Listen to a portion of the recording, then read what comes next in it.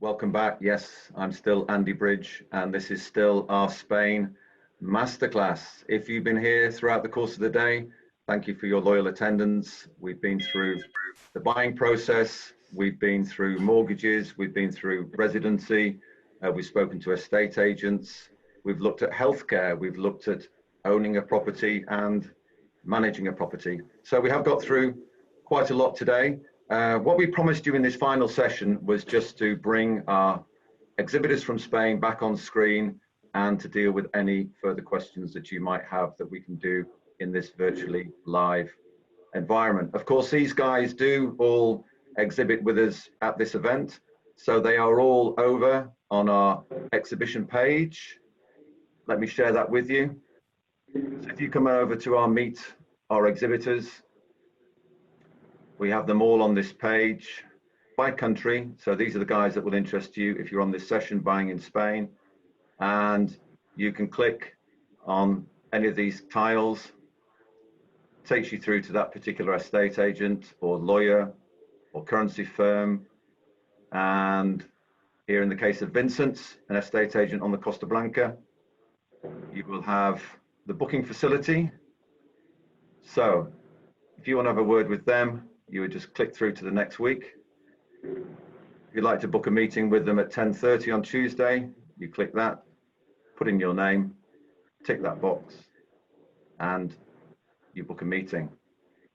The other things you can do on their page is take some virtual property tours. So watch these videos of properties that they have for sale and their property carousel here. Guys from Vincent's and some helpful brochures that they have for you. And if you just want to have a message, send them a message or a question rather than having the Zoom meeting, then you can contact them that way. So these are our lovely exhibitors. Let's just, some of them, most of them you will have met during the course of today, and the ones that you haven't, you will be meeting shortly on some future webinars that we have lined up for you throughout this month of September, where we're creating this month-long digital event to replace our live events. So starting from at least my top right on my screen, Alison Lowther, could you just give yourself a quick introduction, please? Yes, hi Andy again. I'm Alison Lowther de Cota, owner of Mortgage Matters Spain, independent Spanish mortgage broker, notably fully licensed and regulated in Spain, important for clients to know that. Happy to chat to you about your finances that you need for the purchase of your dream property. Thanks, Alison. And yeah, if we can clear up some questions for anybody out there today, then the Q&A tab that you will see on your screen, depending on your device, it might be at the top or at the bottom of your screen. Just click that and drop us in a question for these guys. John Goldacre, the man of many backgrounds. Where are you and how are you? I'm good. I'm in Fuerteventura in the Canary Islands, managing director of Goldacre Estates. Here to help with anybody with any questions on the Canary Islands and the fabulous weather that we have here all year round. Good to hear. Yeah, lovely winter sun destination, the Canaries. Moving across, Alan Tickner from 247 Casas, or Easy as he has in the background there. Yeah, where are you based, Alan? I'm based in South Costa Blanca in Residencia, or Costa.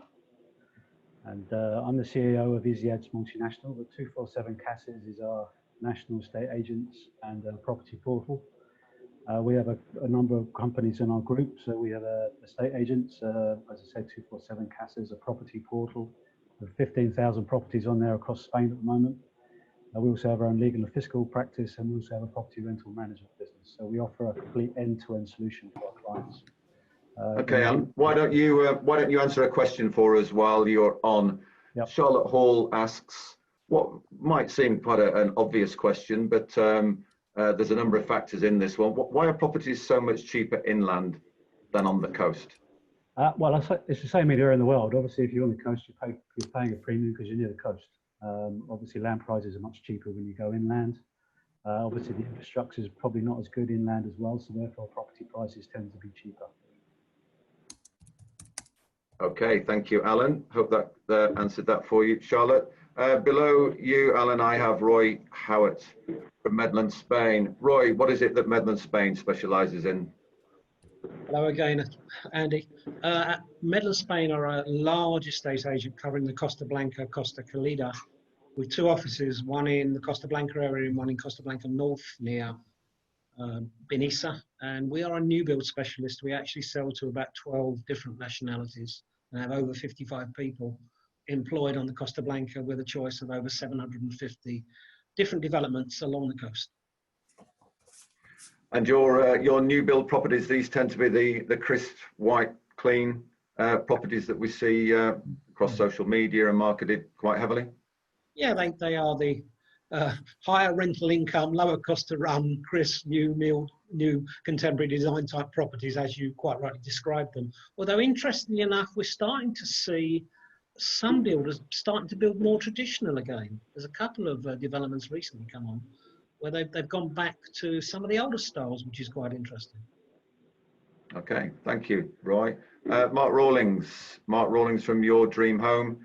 I never know with you whether you're either on the Costa Blanca, on the Costa del Sol, or you're driving between one and the other. Well, I left the Costa Blanca this morning. Well, actually, I left Denia this morning, and then I've just arrived in Fengarola. How long did that take you? So from Denia to down here was 6 hours, more or less. So, but from the office to office, it's 4 hours. So we have 2 offices. I have one office in the Costa del Sol and one in the Costa Blanca. So we're fortunate that we cover the different regions, which again, down to different clients' budgets, we can then find what their client is looking to and find them your dream home in Spain. And how have you been dealing with clients throughout this undeniably tricky period? What are you doing? What's new? What's innovative? One of the reasons we going to Denia yesterday was to take a video for a client who's very much, they know exactly what they wanted. They found the property they wanted, but they wanted a video of the area and the property before flying out. So we've just done that. And we've also put in place some COVID contracts so people can actually reserve properties prior to coming out. So on a golf course in the Costa Calida, we've got properties on €50,000, which we're selling quite a lot of, subject to viewing once the quarantine has been lifted. So whereas once you might drive all the way up there to show somebody around, you actually drove all the way up there to take a video, is that right? Exactly that. Wow. That's a different world. It's the service that you need to give to the clients, no? I did in your favour make the comment yesterday on a webinar that you guys do a lot more for the buyer than a UK agent ever would. So yeah, that is really quite a commitment. I'm going to jump back to you, Roy, because there's a question here about tax on new build properties. Do you pay lower tax on a new build property than a resale property? No, you actually pay higher tax on a new build property than a resale property. In reality, you pay stamp duty on a new build development, so that can be around about 1.5%. However, one interesting thing is the VAT aspect, where you pay 10% buying fees on a new property, which is actually IVA VAT as opposed to property transfer tax. Same in Alicante, 10% buying fee, 10% VAT on a new, but it also is relevant to all of the purchases on that property. So the normal rate for VAT is 21%. The rate on the property is 10%. So if you're clever, everything associated with the purchase of that property will qualify for a 10% VAT rate, as opposed to 21%. Okay, good to hear. That was a question in from Alex Brown. Let's jump across to David Tuel of Landmark. You're UK based, aren't you, David?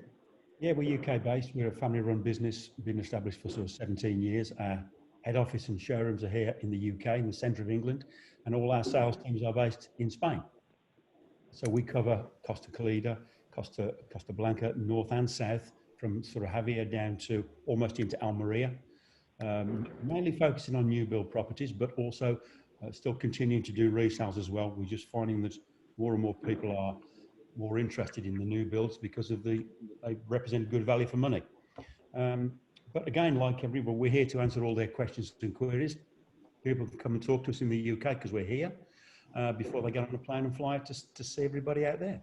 I'm sure all the agents we're all doing a good job for our clients, We've just got all of us got a little different way of approaching it, that's all.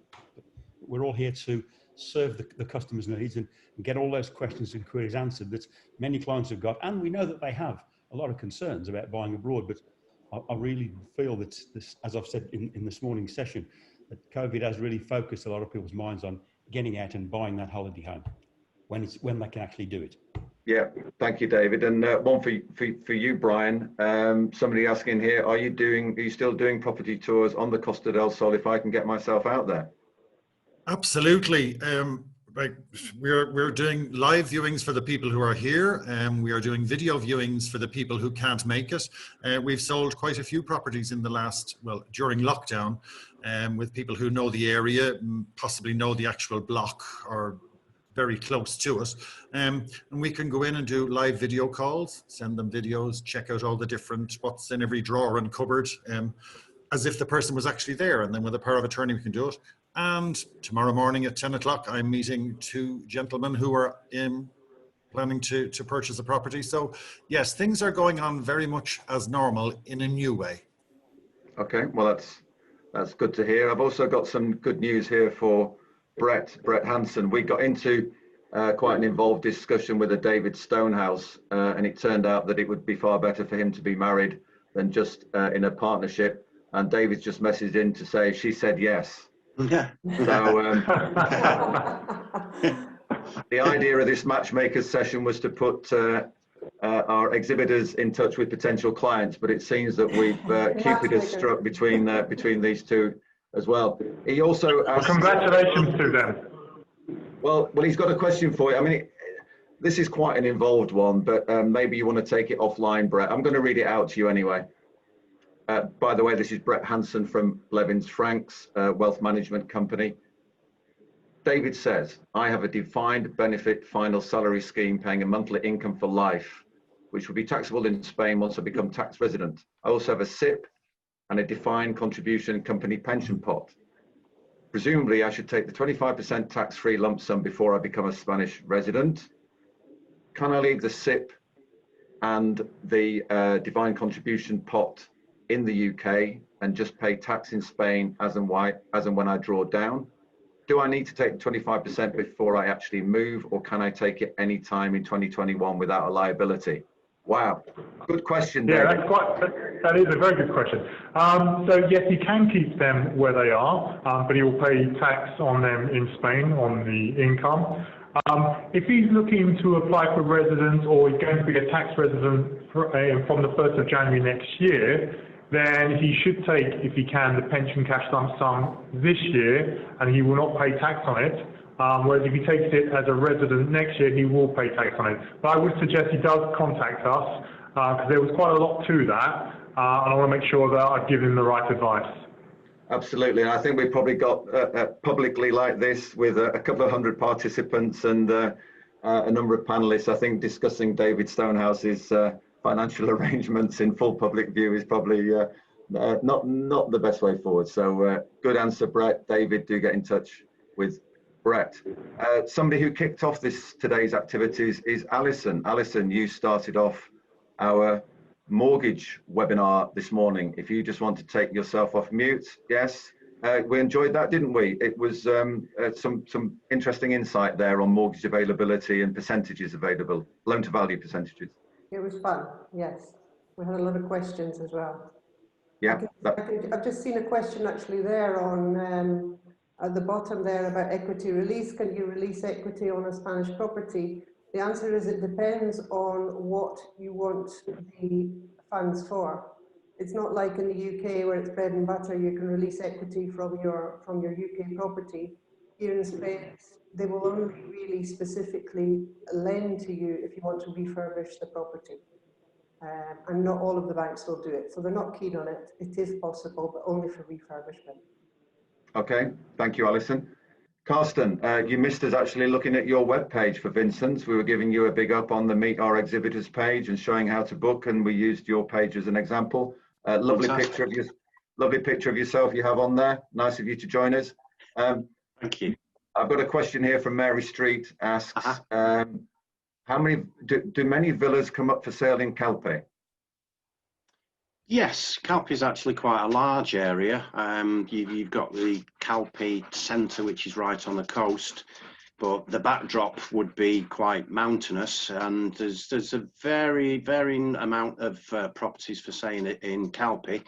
Let's not confuse the word villa with detached. A lot of people presume that when they're talking about a villa, it's actually a detached property. So, Mary, if you're meaning detached villas, then yes, Calpe and surrounding regions have quite a lot for sale, as they normally do, like any area.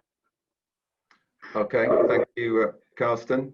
And Alex Radford from My Lawyer in Spain, who's been with us on a session or two during the course of today.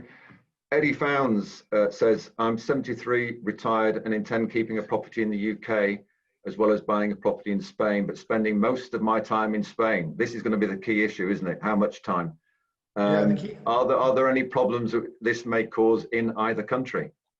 Okay, so yeah, the key issue there is if he spends more than 183 days in a calendar year, then he'll become a Spanish tax resident and will be liable to pay tax in Spain on worldwide assets and income. So he might want to consider spending, just under the 183 days in Spain. That's for this year. Next year, Andy, as far as we're at the moment, he'll be able to spend 90 days in a 180-day period without becoming a Spanish tax resident. So just, it took me a while to get my head around that concept. So that's 90 days in a rolling 180-day period. Is that right? Yes. Yeah. Okay. And Alex Brown, no, sorry, I'm thinking another one you probably want to cover off, Alex. Once you move to Spain, how do the Spanish tax authorities view your former home in the UK, which you may return for a future return back to the UK? Well, if you're not disposing of it, then no liability at all there, is there? No, there's no issue. Obviously, we talked about this in the earlier session. So if you become a resident of Spain and declared a Spanish property as your main residence, you sold a property you had in the UK, then you would be taxed in Spain on any gain that you made. However, if you don't dispose of that property, then you're not triggering a gain, so no tax payable. However, in March of each year, any assets over the value of 50,000 euros that you have overseas, you have to declare in Spain.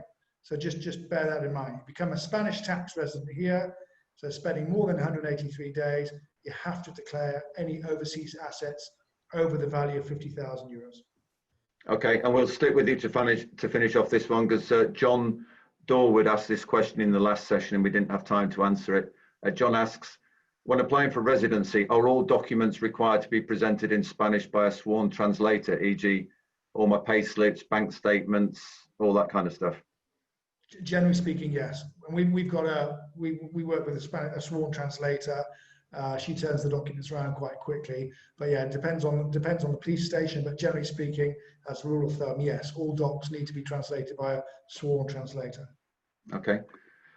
Mark Rawlings, Your Dream Home.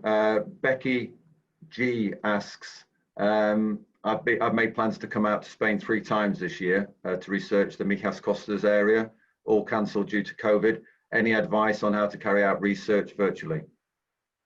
I think it's again to work with an agent. We can do, as I say, virtual viewings and show you areas. If you know Mijas Costa well, then if it's Calahonda, Riviera, we can put together a selection of properties and show you those digitally. We can. A lot of people are now. A lot of vendors are accepting offers or accepting reservations subject to viewing. So again, I think there's lots of people who are waiting to come out. So I mean, we have an incredible a calendar. If it all came off tomorrow, it would be incredible about the amount of people that would arrive into Spain. So I think whatever you can do to get your research prior to arriving, because you're not the only one sitting in that situation waiting to come. So yeah, absolutely. And John, the situation with travel to Canaries, I mean, I know the Canaries is one of the 17 autonomous regions in Spain, so it's treated the same as Spain, irrespective of infection rates, isn't it? So in terms of going to Spain and going back to the UK, it's the same quarantine period. It's exactly the same for the Canary Islands as the whole of mainland Spain. So yes, it's a very strange time from that point of view. Some people, though, are really just saying, well, I'm going to make the commitment and come out, and if I've got to quarantine when I go back anyway, that's what I'm going to do. Like some of the other guys have mentioned, you know, the whole world has changed really with regard to presentations, both digitally. We're doing those as the same as everybody else. And people's thought processes have changed a lot. They're able to make decisions before they actually come. We've actually sold a number of properties to people without actually physically seeing the property themselves. We've actually done the tours, as everybody else has said. So yes, it's the whole drive in terms of flights. I mean, we've still got a lot of flights coming here, but the key driver is people who are deciding whether they're going to quarantine or not when they go back home, really. Yeah. And once that does get lifted, then we're all hoping that the keenness shown by the people joining today will mean that they can all get out and start visiting properties with you all, of course. No, I think from our point of view, I mean, you know, as I said, we've actually had some really, July and August have been exceptionally busy. And because we don't just rely on one single marketplace as well, that's the other beauty. But I think the key thing is that there is a lot of pent-up demand out there, and as people are saying, you know, make your planning. Brexit is an important element if you're thinking about going to live there, so it's about getting in early. So these are important aspects now. It's a race against time, really. Yeah. Okay, and Alan Tickner from 247 Cass says, Alex Brown asks about Costa de la Luz featuring less than other costas. I mean, most of you are based in the Costa Blanca and Costa del Sol, but Murcia coastline as well, Costa Calida. What's the, you know, these costas are popular for a reason, aren't they? Why is the Costa Blanca just so popular with people? I think value for money. Property prices are still around 75–80% is the value pre-recession. So you still get a lot bang for your buck, basically. Makes it a very popular area internationally, not just for the British market. If you take the Costas, Costa Blanca North is more expensive, Costa Blanca South is cheaper, and then when you come into Murcia, you get even more value for money. As compared to Costa de la Luz, which I think is the question it was asking about, which is obviously an Atlantic coastline. So there's not so many agencies there. It's a beautiful place. I've been there a few times, but obviously the infrastructure in this part of Spain and this Costas is there. So everything you want, airports, roads, facilities, golf courses, it's all in the Costa Blanca. So you pretty much have everything you need all in one location. And David Fuel of Landmark, how long have you had offices down on the Costa Blanca? Well, we've got two offices that we use for our sales teams, but as I say, we're looking at some new offices to open in the next 2 or 3 months. But our main office is still based in the UK.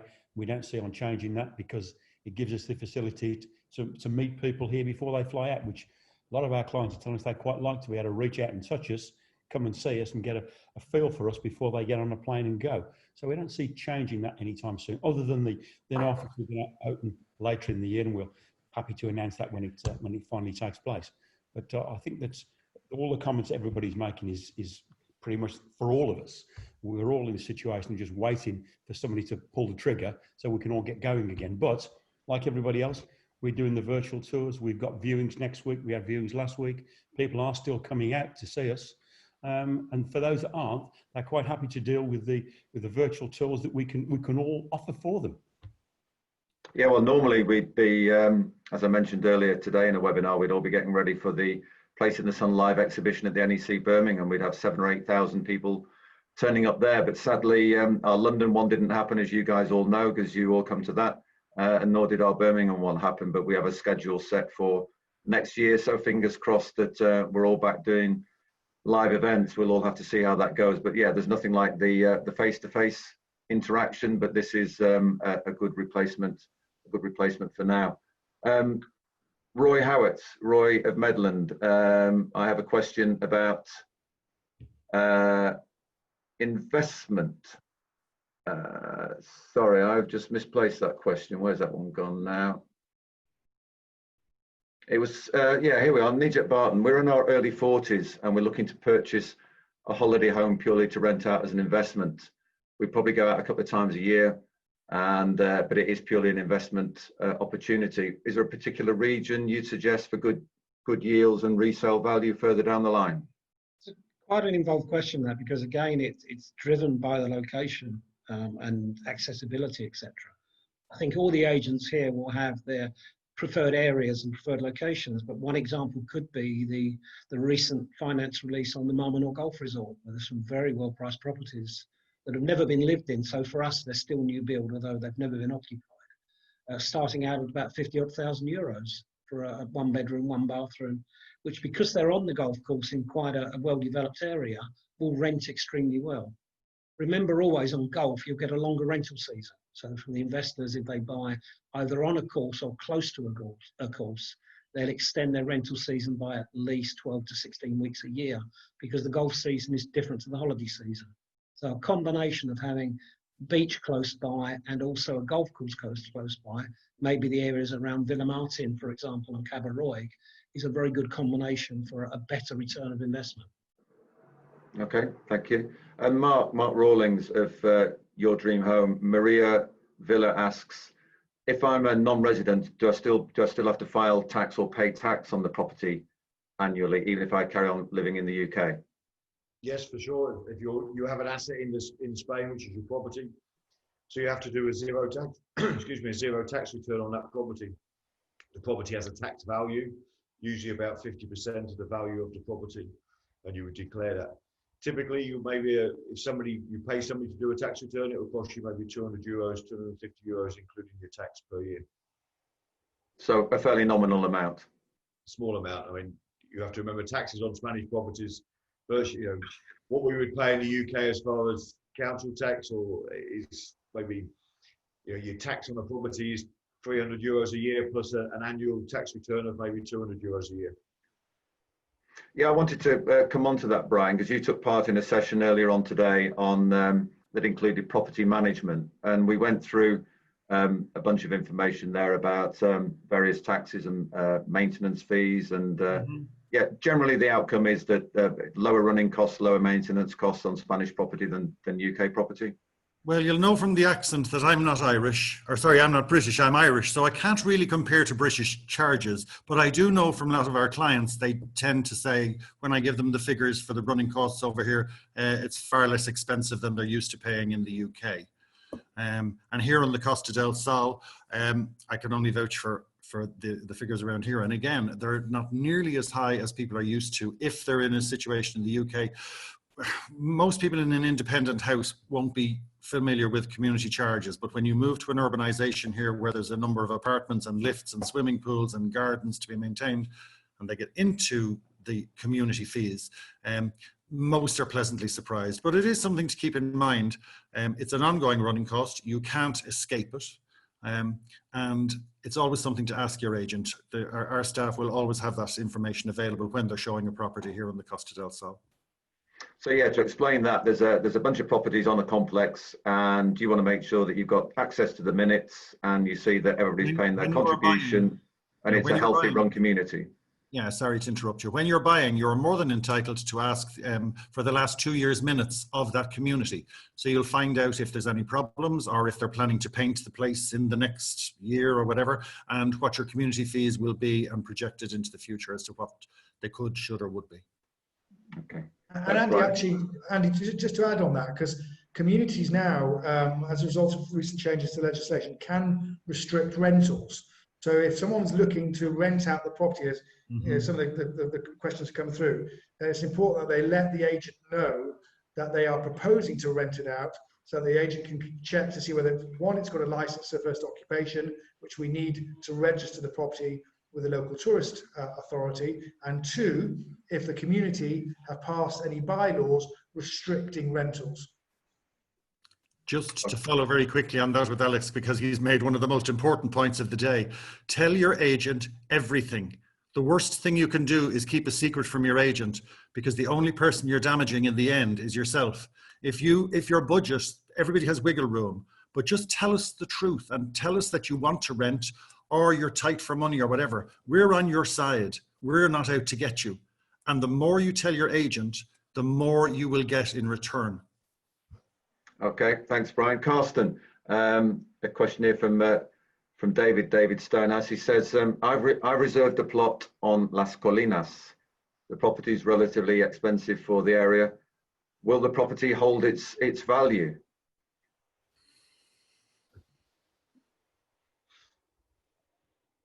I think you don't want to unmute yourself for that one, do you? I think it's left. I think it's left. No, I'm here. Oh, you're there. No, but more, let's make that's a bit unfair. Let's make the point more widely in general about property prices in Spain. We have had lots of messages, people anticipating massive discounts, but you know, it's not 2008. We don't yet have a financial crisis. There's a frozen market at the moment rather than a crashed market. So yeah, what's your view more generally on pricing at the moment and what people can get for their money? Well, to be honest with you, Andy, since the middle of March, when most of Europe had some form of lockdown, we've not noticed the prices decreasing whatsoever. The vendors, or should we say the sellers, sticking to their guns with their asking prices, because all that COVID has actually done would have been to suspend people's dreams just for a short time. And what we think is going to happen is that once travel restrictions are actually lifted, then the people that had had the dreams suspended maybe for the last 6 months are going to hit us. The sellers know this.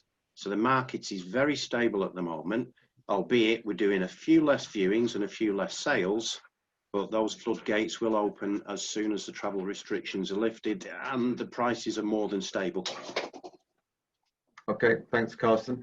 We've got a question in from Paul Naden that I might try and answer myself here.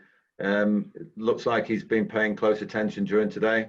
What orders should we prepare ourselves for a property purchase in Spain? We've listened to the lawyer, the mortgage broker, estate agents, money transfer companies. Well, there's no fixed order, Paul. You just want to get on with all of those people. They will all say they want to be at the start of the queue. But they all provide an essential service and you're going to need all of them at some point along the way. So they're all very generous with their time, ready to talk to you. So head over to the Meet Our Exhibitors page and book in with people that you'd like a further chat to. Alison, something we covered off today on loan to value rates, if you can just run through that again for people who weren't there this morning, because the 70% availability seems to be under pressure a little bit. Yeah, it is a little bit. We're still looking at 70% maximum for non-residents. Having said that, a lot of the banks have reduced that to 60% for the Brits because of Brexit. Again, having said that, I can still push them to 70% if the clients have a strong financial profile. So it is still possible, but work on 60 just to be on the safe side. So that means we need to be working on having enough cash, 40% for the deposit, plus enough to cover all of the costs involved as well. Okay, and just run us through the panel of lenders that you work with.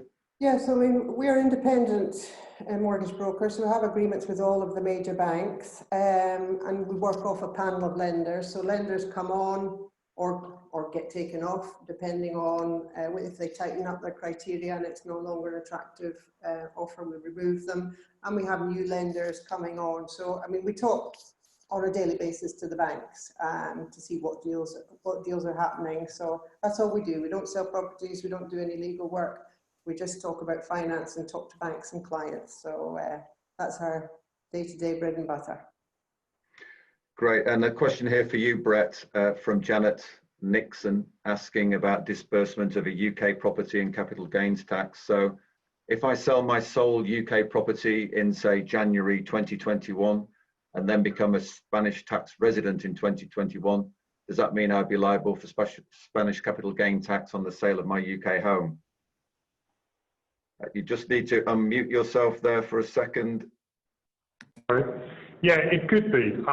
If she doesn't own a property already in Spain, then she may be able to, depending on her age and when she goes to buy a property in Spain, come under one of the kind of criteria where she wouldn't pay capital gains tax in Spain on it.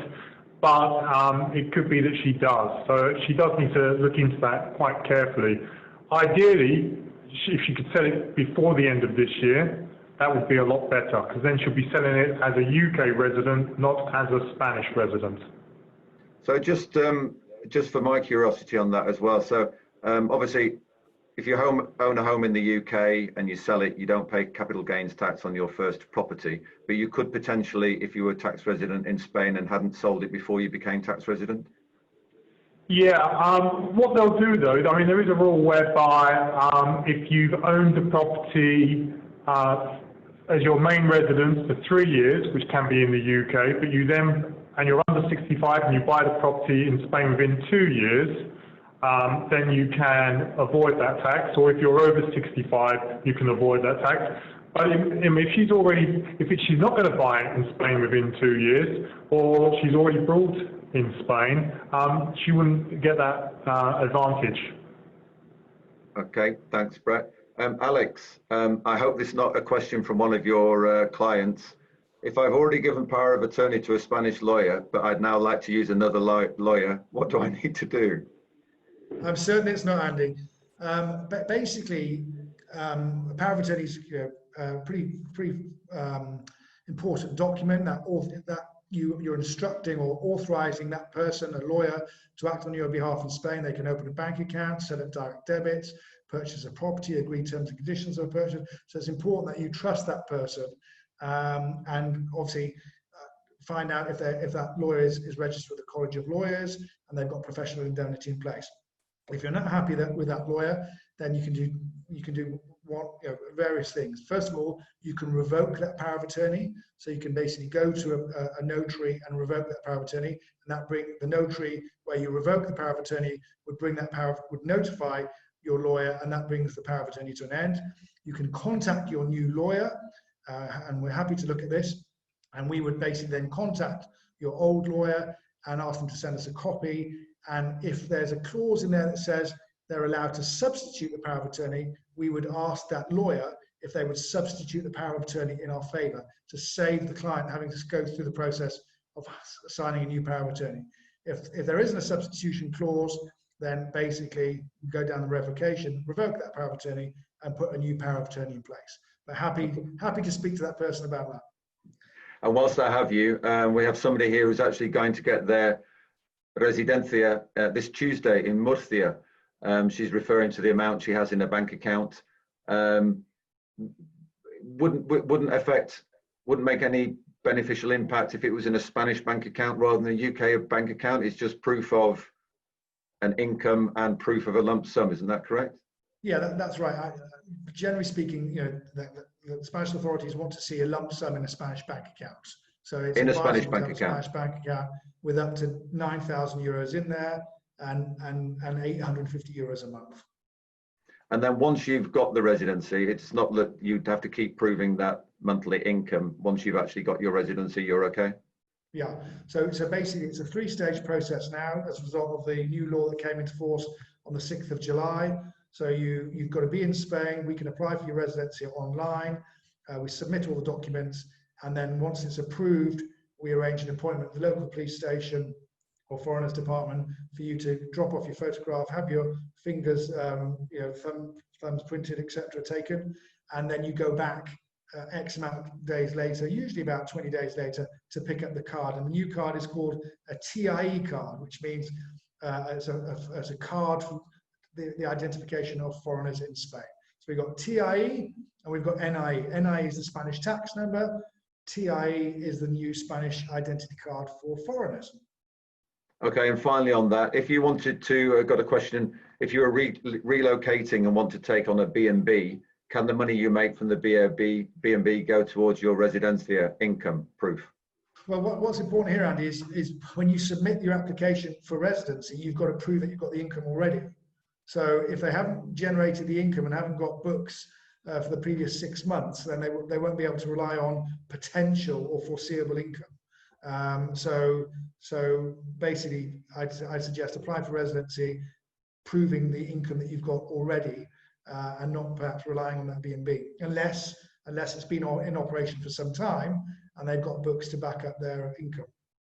And Carsten, Alex made reference there to an NIE, which we're all familiar with the term. Just give an overview of what that means for people listening in. And just unmute yourself if you would.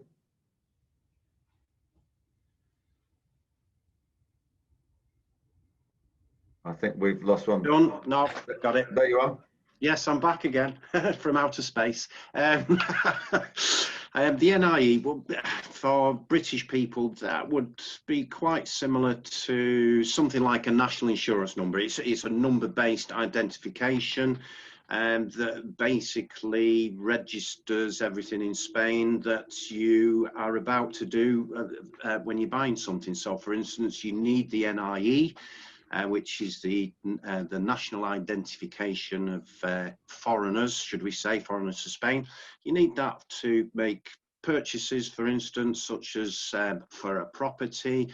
You need it in front of the notary, buying a car from a garage. Any kind of financial transaction, you need this identification number. It is a must. And your solicitors can help you with that. Okay, thank you. And Mark Rawlings, your dream home. When people have gone through this process and they have their home, they're not relocating, using it as a holiday home. I guess your company gets involved in property management and rentals and that side of things. So we're probably one of the few agents that actually offers property management and rentals also. So we manage around about 250 properties and rent about 150 properties. So from the start to finish. So our job doesn't finish once the client has bought the property. We continue the relationship all the way through the ownership process. So happy to talk to people. There's different things. NIE is actually to pay taxes, not to pay anything else, but licenses and things for rental properties, tax returns, we do that as a company. So we can help and advise people on, so again, rental properties is about what yield you'll get in different areas. So for us, selfishly, we want to sell you something that is rentable, because obviously we make money out of the rental. And John, obviously with the benefits of year-round sun in Fuerteventura, what sort of, there have been some sort of rental restrictions, haven't there, in various parts of the Canary Islands brought in? What's the kind of latest insight on that? Well, restrictions, no. I think, as Alex mentioned earlier, basically it depends on the area where the property is. It depends on the land, right, and how the land is registered as to whether that property can be rented out, and of course whether there is any local community restrictions on being able to rent a property out. So the answer is no. Yes, you can rent your property. The important thing is, again, I think as Carsten made the point when he was able to talk to us, was basically it's actually being very honest with your estate agent. Tell them what you are looking to achieve, and that actually helps them guide you. So rental is still fine. I mean, the beauty is we've got a very long rental season here. It never stops all the year round.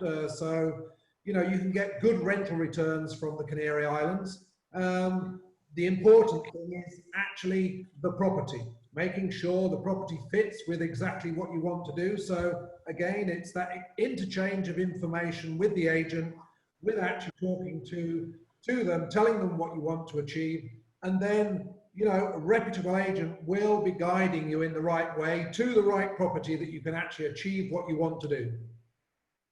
And David Fuel from Landmark, do you find that when most buyers approach you, they've got this idea in their head that they're going to rent it out to family and friends and mates rates and just try and offset those annual running costs? Is that a typical scenario? I think it's a 50-50 split. Some people have just got the idea that they definitely don't want to rent it. It wants to be just for them and their immediate family. Others see it as an investment opportunity. And in an ideal world, if they can rent it out, if they've got a mortgage, as many of our clients do. I mean, somebody made the point yesterday that getting a lot of people cash buyers. We find we get a lot of people who actually do want a Euro mortgage. We're getting a slightly younger audience now, rather than somebody who's retired and has that cash in the bank.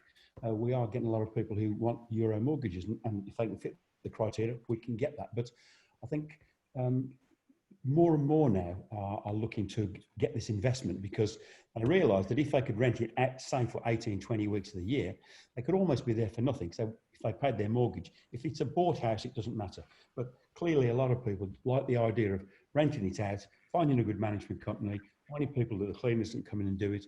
And because the truth is, if it's a holiday home, you're only probably going to use it in an ideal world, probably no more than 10, 12 weeks a year, if you're lucky, because most of those people are still at work, still working. They might be in businesses, they might be in middle management. So they're not going to achieve more than probably 10 or 12 weeks a year. The rest of the time, the property is just sitting there, and why not earn some money from it? It's a perfect scenario. Yeah, absolutely. Alan, what would you say is a typical budget for people approaching your company? I guess you have a full range of budgets, but what's kind of a sweet spot for British buyers? I mean, I know that the higher the sweeter from your point of view, but what do most people have when they come to talk to you? Average is around 100 to 150,000 euros is the average, but it can go anywhere from 50 to over $1 million. So, you know, I'd say the average budget for the UK market is 100 to 150. Okay, and that 150,000, just give us a quick overview of, yeah, what's that going to give me in the you know, southern Costa Blanca? You'd be looking at 2-bedroom apartments. You might just sneak in townhouses. You might just sneak in a 2-bedroom villa detached. So obviously, once you're going over sort of 175, 200, that's when you're going in more into detached villas. But that does depend on location. Obviously, if you're further away from the coast, you're going to get more for your buck. As I said, the North Costa Blanca is more expensive than the South Costa Blanca, but if you go further down into Murcia region, you'll get more for your money there as well. Okay, yeah, that Murcia region is pretty popular at the moment, opening up with the Corvera Airport and Costa Calida. Are you seeing lots of activity down there? Yeah, we have, yeah, quite a bit of activity actually, from sort of La Manga up to Pilar de la Horadada, which is the borderline between Costa Blanca South. And then obviously a lot of the golf resorts, as many of the guys have mentioned earlier, are very popular now because the price points are very good. I mean, you can get into a golf course 1-bedroom apartment, 50,000 euros. Wow, 50,000 euros. Yeah, so you've got good airport access, you've got road access, you've got facilities, so you know, it ticks a lot of boxes. And also you've got good rental. Okay, thanks, Alan. Brett, another specific one for you, I'm afraid. But we did touch on this in the session earlier, specifically about a teacher's pension, which you made the point that was an exception in that would retain some tax treatment in the UK. Could you just elaborate on that for the benefit of Judith Pathos, please? Yes, so if you're a resident of Spain, then you're liable to tax on your worldwide assets, but in Spain, not in the UK. But there are a few exceptions, and one of those is, for example, teacher's pension, whereby that will remain taxable in the UK, but you'll have your UK allowance, but you would also need to declare it here, and any tax above 20%, if there is any tax due in Spain, you'll pay the difference. Okay, thanks, Brett. One here in from Andrew Morton, possibly best for you, Alex. It's relatively complex explanation of a couple here who one's got Icelandic heritage, one's got Irish heritage, but does dual citizenship make it easier to apply for residency post-Brexit? Yeah, so basically, you know, at the moment, people could come to Spain with using their British passport, get residency, and they could, if they get it this year, then they can stay in Spain for as long as they want. The residency, typically the first residency lasts for 5 years, so they'd have a 5-year period, and then it's renewed. Next year, we're expecting 90 days and a 180-day period, and that's going to be rolling. But if you've got a dual citizenship, then I would suggest applying for residency using the European, the other European passport you've got. Or if you're married to a European citizen, that European citizen can obtain residency first, and then the spouse can join them afterwards. Okay, thanks, Alex. And Roy Howard from Medland. I've got a question in here from Nicky Shaw.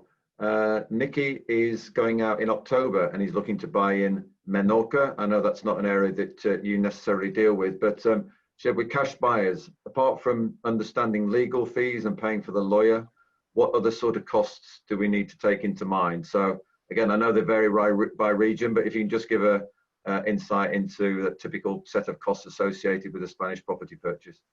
Yeah, if you're looking at a second-hand property, I can't give you the percentage property transfer tax in Menorca necessarily, but it's probably be typically around about 8%.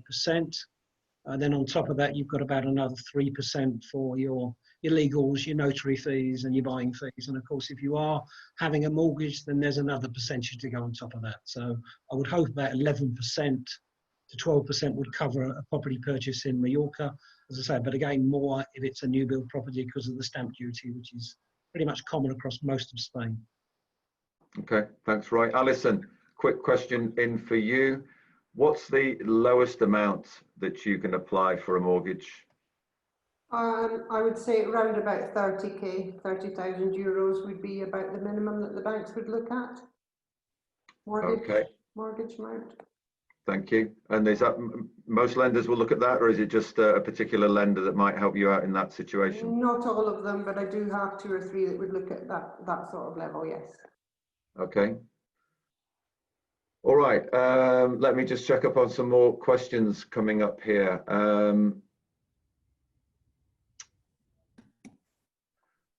Kevin Pollard asks, again, I think this might be another Brett one. I'm hoping to buy property in 2022. Sell off my house, around £275,000, buy a villa in Murcia, Camposol, and retire at 63 years old. Will I have to pay tax on the sale of my house? And is there anything I can do now because of Brexit? Whether he has to pay tax on his property that he's selling in the UK will depend on where he's resident when he sells. And I don't think from that question he's actually said when he's going to become a resident. So it's not about when he's going to buy, it's going to be about where he's resident when he actually sells the property. So if he sells that property as a UK resident, definitely no capital gains tax in Spain. If he sells that property as a Spanish resident, potentially, but I think what he's saying, because he says he'll be 63, if he uses the proceeds, the full proceeds to buy within 2 years of selling in Spain, then no, he'll roll over the gain into the new property. Okay, and another one for Alex. Somebody asks, will you have to prove the lump sum that you have and the proof of income again after 5 years when you apply for the Residencia? Yes. Okay, short answer. Can you say a bit more to buy me some time to look at some more questions? Yes, you will. You're on your own, Andy. Thank you. Brian, property management in the Costa del Sol, that's something that you help people with. What sort of, well, okay, tell me the post-purchase services that you might help people out with. What do they typically ask for you once they've signed on the dotted line? Do they come back to you and say, well, just in case anybody's missed it, we also sell properties. I know today we've been on doing property management, as Mark does as well, but I do want people out there to know that LCP also sell. We are the agent on the Costa del Sol for you. However, when you have purchased your property and people want to carry on, they need to go home. I suppose the question we're asked the most is, who do they contact if they have a problem? Well, they won't have a problem if they've contracted a property management company, because the facilities that are provided, or the services, the property is checked every week if it's vacant. So if there is a problem, it's found out fairly quickly. We answer if an alarm goes off, if there's a leak, all that sort of stuff. So it basically takes away the worry of not being there. However, of course, lots of people have apps on their phones now, and they can set up a camera in their property and check from their mobile phone. And if they notice something, they get straight onto us. And because we're local here in the Costa del Sol, we have somebody straight in there to sort out any problem that might arise.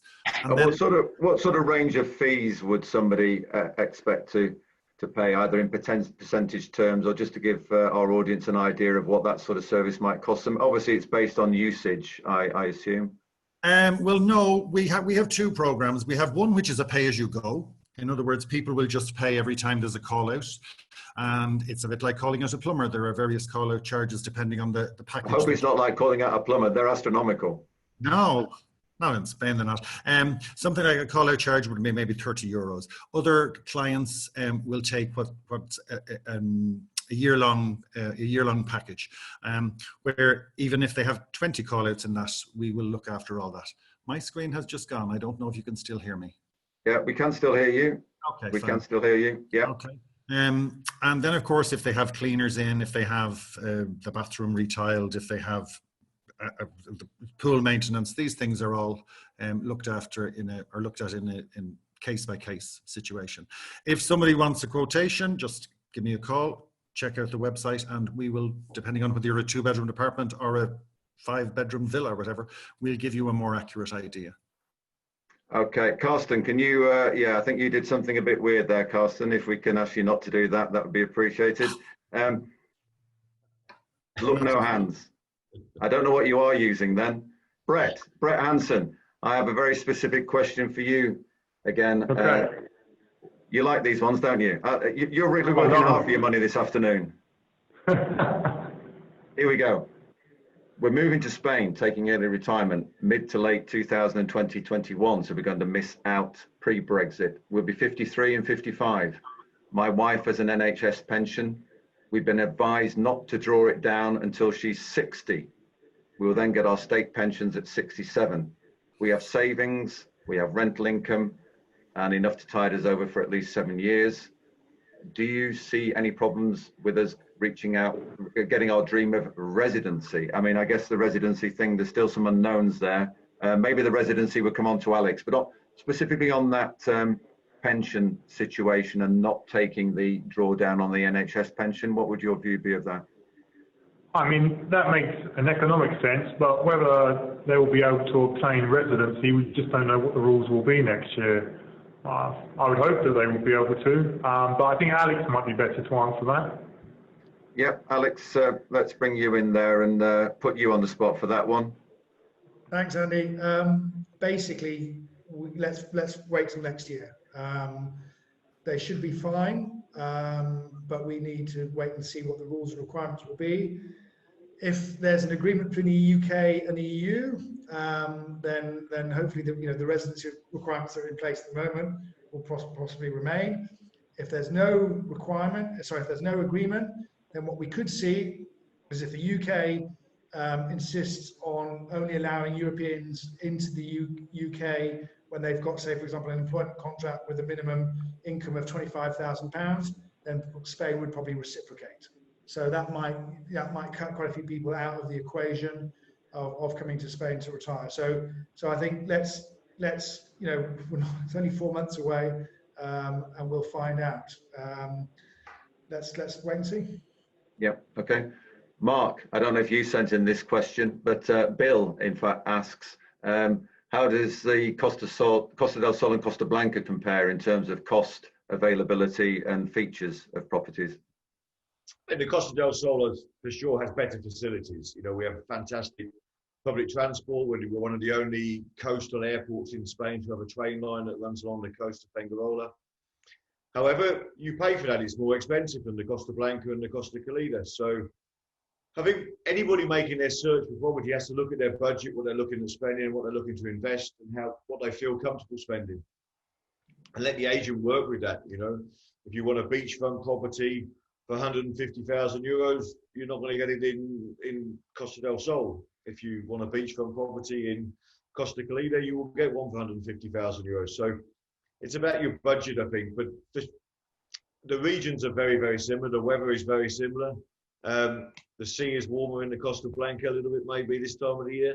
But the Costa del Sol, as I say, fantastic infrastructure. Okay, thank you, Mark. And Alison, another question for you. Mark Lester asks, if you plan to rent out your holiday home for a small part of the year, how would that affect a mortgage application? Yeah, it wouldn't affect your mortgage application at all because the Spanish banks don't do buy-to-let mortgages. So in other words, they won't look at future potential rental income. What they're looking at is to lend to clients who want to buy a second home for family use, etc. They understand that they will then maybe want to rent it out, but it's not a buy-to-let mortgage. So they won't take into account at all any future potential rental income in the application. So that's a quite big difference between the UK market and the Spanish market, then, not having a buy-to-let mortgage product. I mean, the buy-to-let mortgage product has obviously created a whole bunch of issues here with the housing market, but yeah, that's quite a fundamental difference, isn't it?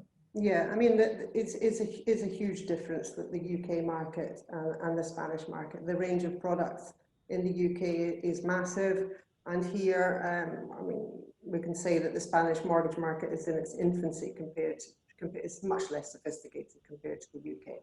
So yeah, no, it doesn't exist a buy-to-let concept. Okay, and Matthew Woodhead asks on the same subject, I pay myself a small salary and then the remainder of my income I take as dividends from my business. How would that affect a mortgage application? No, that's absolutely fine. Obviously, we have a lot of business owners wanting to buy second homes in Spain. So the key is having the right contact within the banks that understands that, okay, they're only earning 10K in salary, but the rest is in dividends for tax purposes. So yeah, the banks will want to see tax returns to see those dividends reflected, and also company accounts as well to see how the company is doing. But that is not a problem at all because we have a lot of business owners buying in Spain. Okay. Wonderful.